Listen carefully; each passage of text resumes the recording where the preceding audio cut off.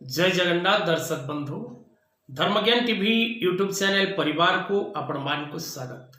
जो मित्र माने आमर ये चैनल को लाइक शेयर और सब्सक्राइब करी नामती से माने लाइक शेयर और सब्सक्राइब करबा को कदापि भूलंतु नहीं।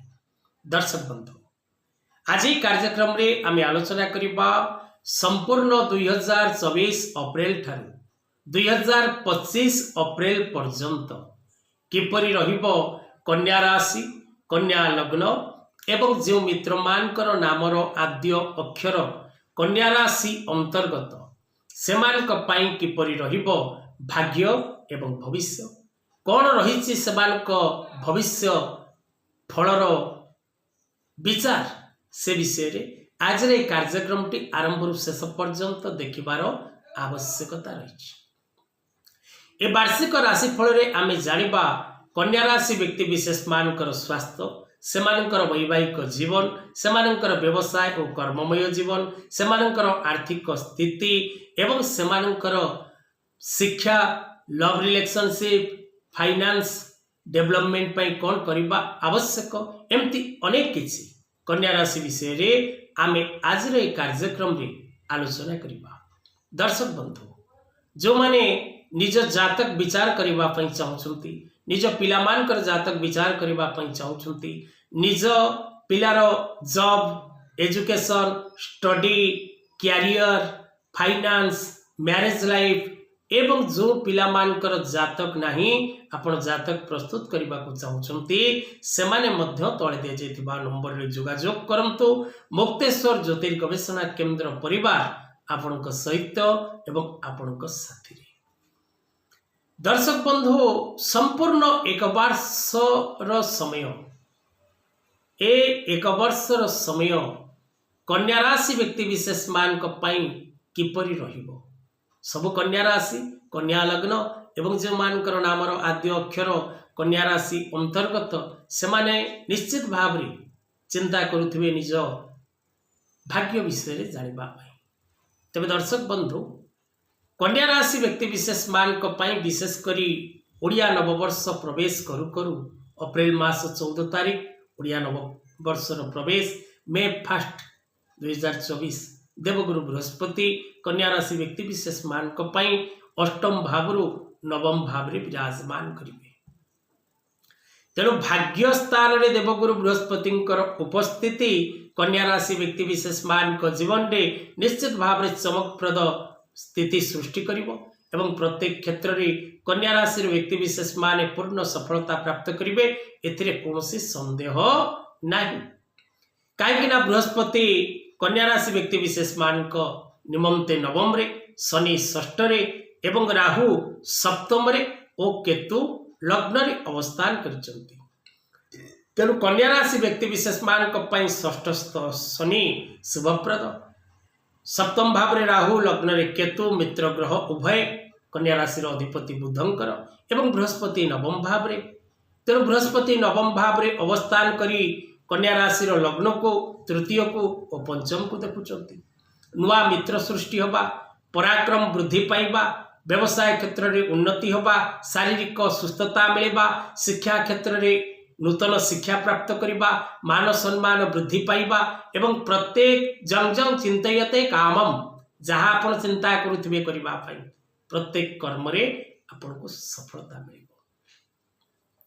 शनि सही परि भाव रे आपनकर जन्म कुंडली ले षष्ठ भाव रे अवस्थान करी आपनकर अष्टम गृह को द्वादश गृह को एवं तृतीय भाव को देखुचंती।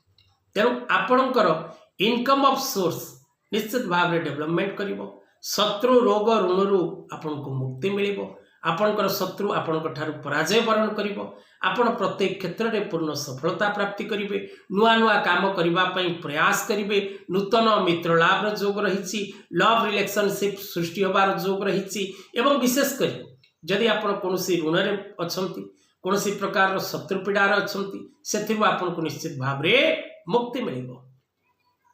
राहु आपनकर जातक रे षष्ठ भाव रे अछंती षष्ठ भाव रे राहु थाई आपनकर एकादश एकम अर्थात लग्न एवं तृतीय भाव को देखुचंती। आपण जदि export import business real estate business stock market ए प्रकार व्यवसाय करुथांती ऑनलाइन व्यवसाय करुथांती तेबे आपण निश्चित भाव में पूर्ण सफलता प्राप्ति करेंगे एवं आपण को आकस्मिक भाव में अर्थ प्राप्तिर जोग सृष्टि होछि। कन्या राशि व्यक्ति विशेष मान केतु लग्न रे बसी पंचम भाव सप्तम भाव एवं नवम भाव अर्थात बृहस्पति उपरे लग्नाधिप बुध क्षेत्र में अवस्थान करथिबा केतुंकर दृष्टि मध्य रहुछि। तेणु आपण विशेष करी व्यवसाय क्षेत्र संतान संतति जो मानकर नव विवाहित होइचंती से मानकर पुत्र संतान प्राप्तिर जोग सृष्टि होबार जोग रहुछि एवं विशेष करी नूतन पत्नी प्राप्ति करिबा बा पति प्राप्ति करिवार सुयोग रहुछि एवं निजर भाग्य वृद्धि होबार जोग मध्य सृष्टि होछि। कारण कन्या राशि व्यक्ति विशेष मान बृहस्पति नवम रे शनि षष्ठ रे राहु सप्तम रे एवं केतु लग्न रे अवस्थित करिसेंती। कन्या राशि व्यक्ति विशेष माने भूमि भवन वाहन क्रय करिवार सुयोग प्राप्त करिवे।